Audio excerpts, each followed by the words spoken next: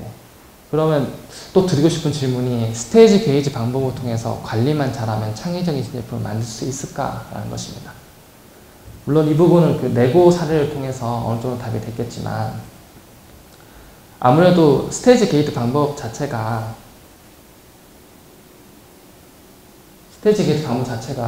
어떤 그 MPD 자체를 프로세스를 관리해서 제품을 출시한다는 측면 때문에 창의적인 제품을 만들기는 다소 어려운 점이 있을 것입니다. 그리고 스테이지 게이트를 적용해도 실패하는 사례가 많습니다. 왜냐하면 기술 개발이 잘 이루어져도 결국 그 기술이 고객이 원하는 기술이었을까라는 질문에 그렇지 않다라는 답을 얻으면 실패를 하게 되는 것입니다. 거기에 대한 대표적인 사례가 자료가 깨져서 죄송합니다. 원래 이렇게 안 만들었었는데 그 대표적인 사례가 닌텐도 위 U입니다. 아시겠지만 닌텐도 같은 경우는 굉장히 히트를 했고요. 하지만 그 이후에 히트작이 없었던 닌텐도 입장에서는 닌텐도 위를 통해서 이미 그 제품이 출시되기 2년 전에 누적되었던 적자를 타개할 것으로 예측하고 그 다음에 닌텐도를 개발했지만 결국 이게 소비자들이 정말 원했던 제품이라는 측면에서 기술 개발, 스테이지 게이트 통해서 기술 개발을 성공했지만 결국 기술 개발 제품이 출시되고 난 이후에 소비자들이 정말 원했던 제품이 아니었기 때문에 기술 사례가 실패를 하게 되었습니다. 그래서 이 사례를 집어넣은 이유가 제가 기술 개발 강의를 맡으면서 준비를 하면서 느낀 건데 기술 개발 자체가 굉장히 어려운 분야인 것 같습니다. 왜냐하면 사실 기술 개발 자체가 굉장히 어렵습니다. 개발을 해보시는지 모르겠지만 개발 자체도 어려운데 그 기술이 내가 정말 소비자들이 원하는 기술이 맞을까도 같이 고려를 해야 되는데 이 두 가지 작업에 대한 동시 고려가 매우 어렵다는 점을 말씀드리기 위해서 해당 사례를 넣었습니다.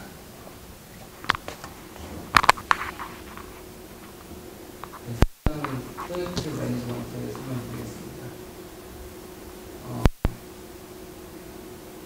자, 이 부분에 대해 약간 보충 설명을 하자면은 이제 그래서 우리 MPD 자체 자, 이 부분에 대해 약간 보충 설명을 하자면은 이제 그래서 우리 MPD 자체도 상당히 어렵고 그 다음에 그건 실제로 진행하는 과정도 굉장히 어렵다 보니까 이 프로젝트를 관리하는 방법이 뭔가 좀 구체적인 방법이 있어야 되겠다 하는 생각들을 많이 했어요. 프로젝트 관리한다는 게 그럼 뭐냐 하면은 아까 우리 봤던 이 그래프 기억나죠? 그 그래프가 크게 세 가지로 이루어져 있잖아요. 첫 번째는 뭐였죠? 아까 지금 그 우리 신범수 박사장이 얘기했지만 첫 번째는 이렇게 하는 게 정말 이 과정이 끝나면은 우리 마켓에서 원하는 우리 고객이 원하는 그런 제품이나 서비스가 나올까 하는 거에 대한 피트니스가 첫 번째. 이거는 인간 중심에서도 가장 큰 핵심적인 요소죠. 그 다음에 두 번째하고 세 번째는 뭐였는지 기억이 나요? 두 번째는 시간이었죠. 이게 적시에 그 마켓에 나올 수 있을까 하는 거였고, 세 번째는 코스트, 개발 비용. 그래서 이 세 가지가 잘 이루어졌었을 때 그 프로젝트 이 MPD 프로젝트, 가뜩이나 어려운 MPD 프로젝트가 효과적으로 진행될 수 있을 것이다 얘기를 했고요. 그 세 가지 중에 세 가지가 다 중요해요. 세 가지가 다 중요해서 이 코스트 부분은 어떻게 관리할 거냐, 그리고 시간 부분은 어떻게 관리할 거냐에 대해서 각각의 기법들이 있어요. 그래서 그 기법들은 우리가 이제 나중에 다시 설명을 갖다 조금 보충하기로 하고요. 오늘은 남은 시간 동안에 제일 첫 번째 거, 그 제일 첫 번째 게 뭐냐면은 이렇게 하는 게 이 정말로 마켓에서 우리 고객들이 원하는 그 제품에 핏니스 되어 있느냐 라는 걸 계속적으로 체크하는 방법. 그 방법이 아마 여러분 혹시 이미 들어봤을런지 모르겠는데 QFD라고 들어봤어요? 하우스를 짓는다 이런다고. 그래서 보통 집을 짓는다 그러면서 하는 게 QFD를 짓는다는 거예요. 그리고 기술 경영에서 가장 대표적인 그런 방법 중에 하나예요. 그래서 이제 남은 10분 동안에 좌표를 조금 앞으로 당기면은 다음으로 가면은 여기만 잠깐 할게요. 그래서 스코프가 커스터머의 리퀘어먼트 핏했느냐, 이게 QFD예요. 그 다음에 디벨롭먼트 라이프 사이클, 이 시간을 앞길을 맞췄느냐 하는 게 WBS예요. 그 다음에 이 디벨롭먼트 코스트를 갖다 효과적으로 매니지 했느냐에 대한 얘기가 EVMS라는 방법이 있어요. 그래서 우리가 어떤 NPD 프로젝트를 갖다 관리한다 라고 하는 거는 이 EVMS나 또 타임 측면에서 WBS나 또는 저 리퀘어먼트 측면에서 QFD를 갖다가 만족시켜 가는지를 계속 보는 거예요. 진행하면서 이게 지금 제대로 이 프로세스를 따라서 가고 있나 하는 걸 갖다 체크하는 건데, 이제 우리 WBS나 EVMS는 내용상 조금 힘든 부분들이 있어요. 그래서 그거는 우리가 리튼된 내용으로 대체를 갖다 좀 할게요. 리튼된 내용으로 대체를 해서 그 내용을 갖다가 추후에 이렇게 책을 보면은, 교재를 보면 이해할 수 있도록 하고, 오늘은 단위에서는 제일 중요한 게 QFD니까 QFD를 어떻게 작성할 수 있는지에 대해서 여러분들에게 짧은 시간 동안 한번 설명을 하고, 그 다음에 그 QFD를 한번 그려보는 거. 다음 주까지 우리 해당되는 지금 제품에 대한 QFD가 어떻게 만들어질 수 있는지를 한번 그려보는 거. 말씀하셨다시피 프로젝트 매니지먼트 자체가 그 다음 세 가지를 관리하기 때문에 그중 제품 개발에 있어서 품질, 즉 그 품질 중에 고객이 원하는 품질을 맞출 수 있는 방법론 중에 하나가 쓰이는 게 QFD입니다. Quality Function Development라고요. 보통 그 하우스 오브 퀄리티라고 얘기하는데 집 모양으로 어떤 표를 그리는 것입니다.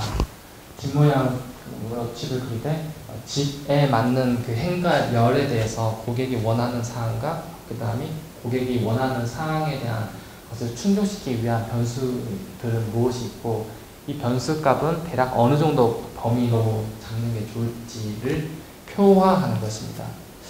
만약에 자꾸 이렇게 왜 자꾸 표화하냐, 도식화하냐, 문서화하냐라는 질문 혹시 하신다면, 제가 그때 그런 생각을 많이 했기 때문에 드린 말씀은, 이런 작업을 하지 않으면 장기간, 프로젝트 기간이 길어지면은 프로젝트를 보통 동시에 여러 개를 하는 경우도 있고, 처음에 내가 생각했던 컨셉이라든지 내가 처음에 개발했던 것들을 잊게 됩니다. 그렇기 때문에 초기에 이런 것을 잘 정해서 적어도 이런 측면에서 이 정도 퀄리티로 이런 우선순위로 내가 제품을 만들어야겠구나 라는 측면에서 문서화하는 것이 필요하다는 것입니다.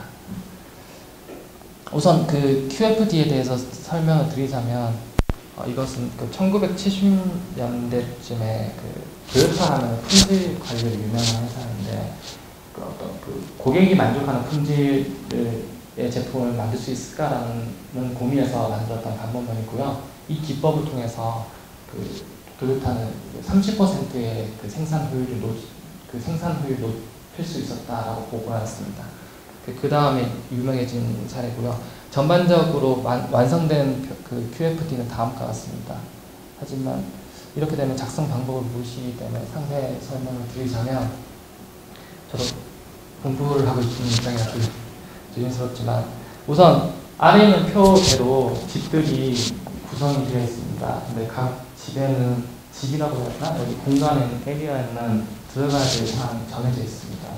그래가지고 일단 그 QFD 단계가 1단계에서 8단계까지 있는데, 8단계까지 있는데, 일단 그 첫 번째 단계에 있어서는 고객 확인입니다. 고객 한계 단계는 여기 설명했다시피 약간 그 그레이로 표시된 그 부분에 작성되는 부분이고요. 이 단계에서는 나의 그 고객 과연 누구일까 라는 것입니다. 만약에 자전거 물 방지용으로 그 제품을 하자면, 자전거 물튀김 방지용 제품의 고객은 자전거를 타는 사람, 그 다음에 자전거 가게 판매자, 자전거 수입 관련자 등으로 정의될 수 있을 것입니다. 이 정의가 왜 중요하냐면 이 정의에 따라서 앞서 그러한 고객들이 원하는 그 기능이 뭔지가 도출되기 때문입니다. 그 자연스럽게 2단계에서는 고객 그 요구 조건을 1단계의 결과를 가지고 결정하는 것입니다. 그래서 1단계에서 결정된 고객들을 바탕으로 그 고객이 정말 원하는 것이 무엇인가. 이거 서는 방법은 전문가끼리 토론하는 방법도 있을 테고요. 그 다음에 그 고객 서베이도 가능할 것이고, 그 다음에 시장 조사도 가능할 것입니다. 그리고 특정 제품 같은 경우에는 표준 정립이 굉장히 중요할 수 있습니다. 그래서 2단계 작성이 완료되면은 3단계에서는 요구 조건에 대한 상대적 중요도를 결정합니다. 이건 무슨 뜻이냐면 고객의 요구는 거의 무한대일 것입니다. N개일 것입니다. 하지만 그 N개에 가장 적합한 제품을 개발하는 것이 이론적으로는 가장 이성적이겠지만 N개의 고객 요구사항을 만족시킬 수 있는 제품 개발은 현실적으로 불가능합니다. 그렇기 때문에 우선순위 그 자원이 제한되기 때문에 우선순위를 정해서 고객 요구 조건을 충족시킬 때 과연 어떠한 조건으로 어떠한 요구사항을 우선해서 충족시키는 게 좋을지를 정량적으로 상대적으로 수치화하는 과정입니다. 그리고 이 과정이 끝나면은 경제사의 제품을 통해서 그 다음에 이 경제사의 혹은 기존 제품을 통해서 이 제품을 고객들이 얼마큼 만족하는가, 그래서 만족도 평가를 통해서 향후 그 품질이 개선될 수 있는 방안을 확인합니다. 그 다음에 5단계에서는 설계 변수를 작성하는 것인데 이것은 변수라고 하는 것이면 예를 들면 이렇습니다. 어떤 그 앞서 얘기한 자전거 물튀김 방지용 막이라고 했을 때 이게 제품이 만족하는 크기는 얼마 정도일지, 무게는 얼마 정도일지, 그리고 심지어 가격은 얼마 정도일지 등을 그 필요 요건들로 그 설계 변수로 작성하는 것입니다. 그 다음에 6단계 같은 경우에는 앞서 얘기한 고객 요구 조건과 그 다음에 5단계에서 설정한 설계 변수 사이의 상관관계가 어느 정도 되는지 규명하는 것입니다. 이 과정에서 강한 상관관계는 높은 점수를, 중간 상관관계는 낮은 점수를, 약한 상관관계는 낮은 점수와 그 다음에 관계가 없으면 X를 해서 표를 그리면서 이 변수가 고객 요구 조건을 얼마큼 만족시킬 수 있는지를 사전적으로 조사하는 것입니다. 그 다음에 10단계에서는 이 설정된 변수의 충족 값을 구체적으로 정하는 것입니다. 앞서 설명한 예로서 말씀드리면 부피라는 변수 썼을 때 부피는 몇 이하, 무게는 몇 킬로 이하, 가격은 제품 생산 가격은 얼마 이하, 이런 식으로 설정하는 것이 좋을 것입니다. 그 다음에 8단계 마지막 단계에서는 설계 변수들, 그러니까 고객 요구 조건들을 충족시켜주는 변수들끼리의 그 관련성을 규명한 작업입니다. 아주 그 변수들끼리의 관련성을 변수들이 고객 요구 사항을 충족시킬 때 서로의 관계가 부정적일 때 그리고 긍정적일 때를 나누어 생각하는 것입니다. 실질적으로 이것을 작성하는 방법은 여기 보시면 1이라고 할 수 있는 행으로 적을 수 있는 월에 앞서 얘기한 그 표시된 그 단계별로 표시된 구역이 있지 않습니까? 거기에 고객 요구 조건을 기입하는 것입니다. 예를 들어서 자전거 물방지용이라고 했을 때 고객들이 원하는 건 가벼운 제품, 부서지지 않는다, 가벼운 제품 부서지지 않는다, 보관해야 된다, 색깔이 좋아야 된다, 이런 변수들을 기입하는 것이고, 그 다음에 여기 2라고 하는 것에 고객의 중요도를 우선 2가 선행되기 전에 3의 설계 변수를 집어넣습니다. 이 설계 변수는 이 고객 요구 조건을 충족시킬 수 있는 변수값, X값입니다. 그리고 그 밑에 고객 중요도에 따라서 이 변수들을 어떻게 충족시킬 수 있는지 중요도를 따지면 그 다음에 설계 변수의 목표값을 집어넣으면 오른쪽과 같은 표가 완성되는 것입니다. 그 해당 방법으로 QFD를 작성을 하는 것입니다. 그 QFD 작성하는 방법은 우리 이제 강의 자료상에 또 나와 있고요.